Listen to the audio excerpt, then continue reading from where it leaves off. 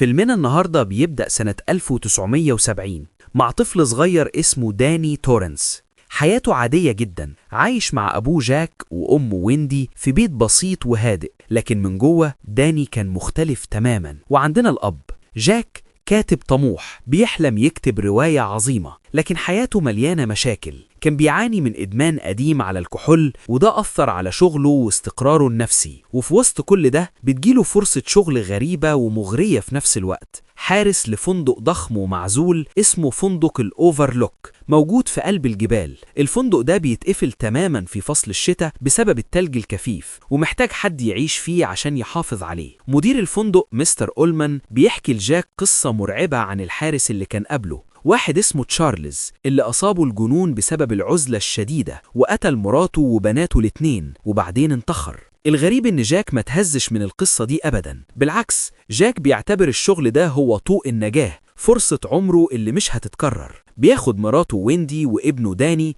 وبتبدأ رحلتهم لفندق الأوفرلوك. من أول لحظة وصلوا فيها الفندق الجو كان غريب ومخيف، ممرات طويلة وفاضية بتصدي فيها خطواتهم، أصوات غامضة بتطلع من أماكن مجهولة. ومع بداية الشتاء التلج بدأ ينزل بغزارة وعزلهم تماما عن العالم الخارجي. بدأ داني يشوف حاجات مرعبة، بنتين توأم شبه بعض بالظبط واقفين في آخر ممر طويل، شلال دم مرعب بيندفع من باب الأسانسير، وصور متقطعة ومش مفهومة كلها خوف ورعب.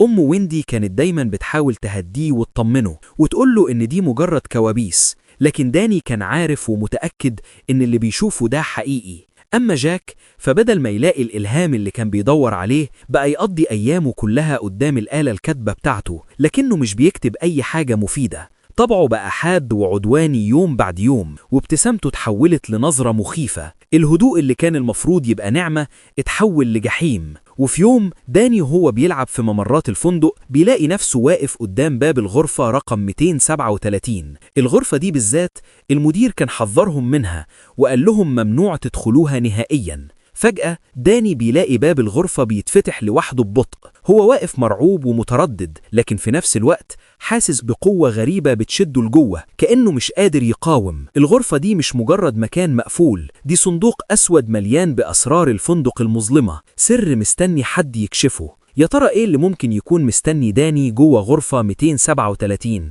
ده كان مجرد ملخص سريع عشان تعرفوا فكرة الفيلم The Shining 1980. لو عاوزين تعرفوا القصة كاملة اكتبوا لنا في التعليقات، وما تنسوش تعملوا اشتراك في قناتكم فيلم تو كليك وتفعلوا الجرس. شكرا ليكم، سلام.